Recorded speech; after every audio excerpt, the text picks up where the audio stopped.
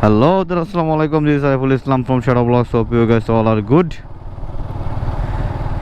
So আজকে কিন্তু সবাইকে গুড মর্নিং জানাচ্ছি, কারণ এখন সকাল মাত্র 6টা বাজে।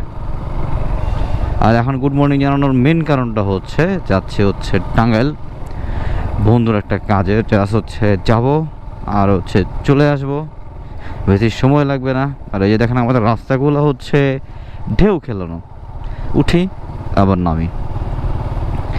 এই রাস্তাটা আগে অনেক সুন্দর ছিল, এই রাস্তাটা কাজ করার পর স্ল্যাবগুলো ঠিক করার পরে রাস্তাটা কেন জানি হচ্ছে উঁচু নিচু হয়ে গেল। কেন যে হয়েছে এটা তো আপনারা ভালো করে জানেন, ওটা আমি না বললাম। তো আমি একটা সমস্যার মধ্যে আছি, আমার হচ্ছে যে ডাইন ইন্ডিকেটর কাজ করতেছে না। এটা কেন করতেছে না আমি বুঝতেছি না, এটা কালকেও কাজ করছে, কারণ আজকে হঠাৎ করে এই অবস্থা কেন হইলো এটা আমি বুঝতেছি না। যদি আমরা নর্মালি বামে বেশি কাটি, সো এই জন্য এটা কোনো সমস্যা হবে বলে আমার মনে হচ্ছে না। তবে এটা অবশ্যই রিস্কি, যেহেতু হাইওয়েতে যাচ্ছি। তো আপনারা এই রিস্ক নিয়ে কখনো হাইওয়েতে যাবেন না, এটা আমার পরামর্শ রইল। এই যখন আমি যাচ্ছি আমি কিন্তু ডানে বামে খেয়াল করতেছি। বন্ধুকে বলছি, বন্ধু তুমি পিছনে বসছো, বাট পিছনে বইসা তুমি একটু খেয়াল রাখবা, নাহলে কিন্তু আমরা দুজনে পগার পার হয়ে যাব। এই যে এখানে আসলাম, খালি, হ্যাঁ খালি, লেটস গো। এখন দেখার বিষয় হচ্ছে রোডে যদি জ্যাম থাকে তাহলে কিন্তু বাস, আর যদি জ্যাম না থাকে তাহলে আলহামদুলিল্লাহ জোশ অবস্থা। সো এখন আমি একটু গাড়িটাকে সাইডটা দিয়ে পরে টান দিব।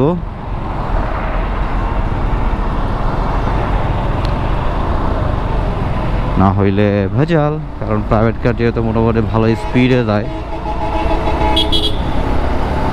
ট্রাক থেকে, সেই জন্য আমি কিন্তু ট্রাকের সামনেই বাইছা নিচ্ছি, যে ট্রাকের সামনে দিয়ে পার হই।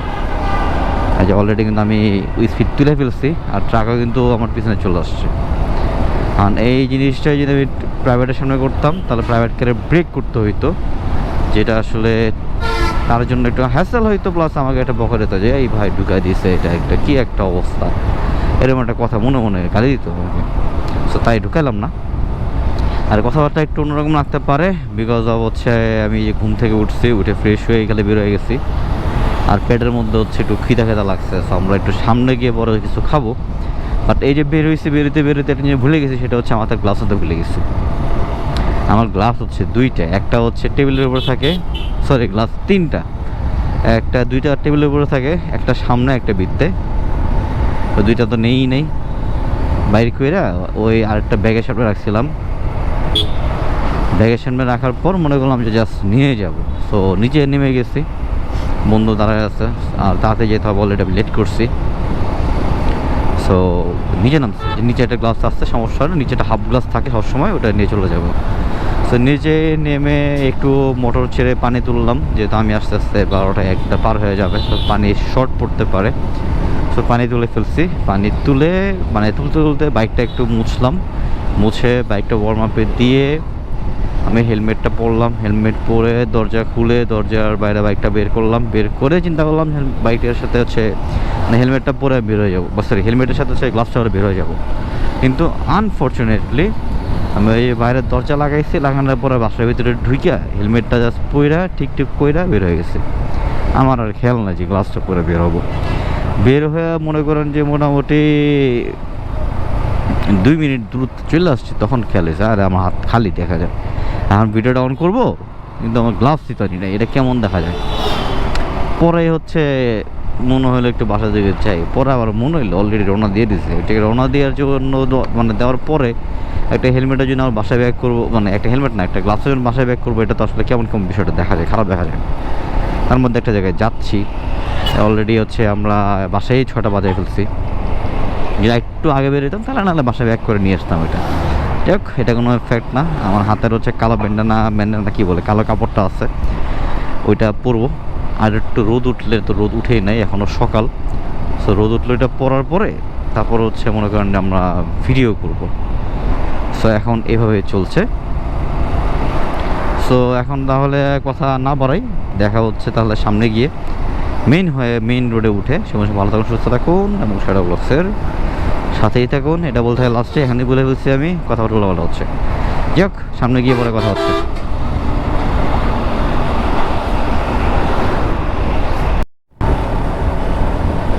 সকাল সকাল আসলে অন্যরকম ফিল হচ্ছে, অস্থির রকমের মজা পাচ্ছি।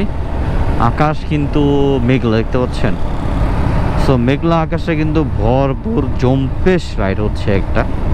এত সুন্দর ঠান্ডা বাতাস, ওফ! সকালবেলা যদি ঘুম থেকে না ওঠেন তাহলে এই সকালের বাতাসের ফিলটা পাবেন না। সো মনে হয় একটু ক্যামেরাটা অন করি, কারণ রাস্তার কন্ডিশন সুন্দর আর ওয়েদারটাও আলহামদুলিল্লাহ একদম জোস। আমি লিমিটের মধ্যেই চালাচ্ছি, তাতেই কিন্তু এনাফ তাড়াতাড়ি চলে আসছে। আমি 6টার দিকে রওনা দিচ্ছি, মাত্র 6:41 বাজে। অলমোস্ট আমি চন্ডা চলে আসছি 40 মিনিটে। আরও ফাস্ট আসতে পারতাম যদি হচ্ছে আমার বাইক ব্রেকিং পিরিয়ডে না থাকতো।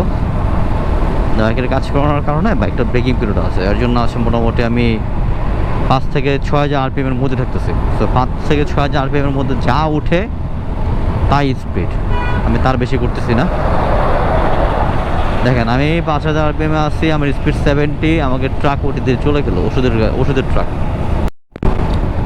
আসলে ক্যামেরা অন না করে পারলাম না, এত সুন্দর এত সুন্দর এত সুন্দর একটা ওয়েদার, যেটা আসলে আপনাদেরকে না দেখে পারতেছি না। আসলে এটা যতটুকু না সুন্দর ওয়েদার, তার থেকে আসলে আপনারা যে নিজের চোখে দেখতে পারতেন আরও বেশি ভালো লাগতো।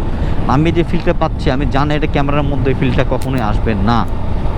সো একটা বিষয় আছে আর কি, আপনি যখন রিয়েল লাইফে এক্সপিরিয়েন্স করবেন ওটার এক্সপিরিয়েন্সটা হবে সুপিরিয়র। মাঝে মধ্যে একটু লাইট আসে, সূর্যে আলো পড়ে, আবার হচ্ছে নাই হয়ে যায়। আকাশে মেঘ ছিল, এখন একটু ক্লিয়ার দেখা যাচ্ছে, একটু আবার মেঘ পাবো। তো এরকমই হচ্ছে মূলত পুরো জার্নিটা। আর অস্থির রকমের ফিল পাচ্ছে, অস্থির রকমের ফিল। এই যে এখন আবার রোদ চলে আসছে, বাট এতক্ষণ মনে হয়েছে পুরো অন্ধকার অন্ধকার, বাট আবার রোদ চলে যাবে আর কি, কারণ আবার অন্ধকার ফিল আসবে। সো এখন তাহলে হচ্ছে আবার ক্যামেরা বন্ধ করে দেয়, আবার সামনে গিয়ে আবার ক্যামেরাটা অন করি। মাঝে হচ্ছে যে একটা ছবি তুলছিলাম আর একটা হোটেলে খাবো। নর্মালি আমরা টাঙ্গাইলের দিকে যদি এদিকে আসি তাহলে একটা হোটেলে খাওয়া হয়।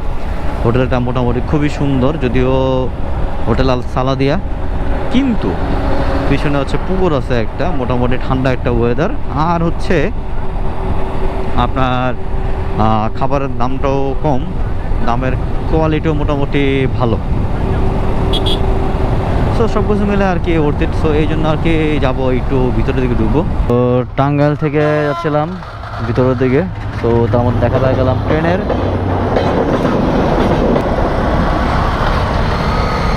ট্রেন চলে গেল।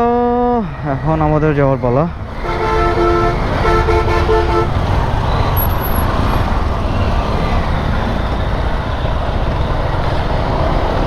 এই জায়গাটা আসলে কেউই সিরিয়াল রাখে না, অল্প একটু সময়, বাট তার মধ্যে সবাই আসলে অনেকগুলো লাইন করে। যেমন আমি নিজেও আসলে ডান পাশের লাইনে ছিলাম, কারণ ওই পাশের লাইনটা অনেক বেশি বড় ছিল। তো এখন পার ওই পাশে চলে আসলাম, আমার সামনে দিয়ে যাচ্ছি। সো যেটা থেকে সমস্যা হলো, কাজটা শেষ করলাম, শেষ করার পরই রওনা দিচ্ছি, আর সামনের দিকে আসলাম পরেই বৃষ্টি শুরু হয়েছে। এখন এই যে বৃষ্টির ফোঁটা ফোঁটা পড়তেই আছে। সো ব্লগ মনে করা হবে না, আজকে শেষ। ইনশাল্লাহ দেখা হচ্ছে নেক্সট কোনো ব্লগে।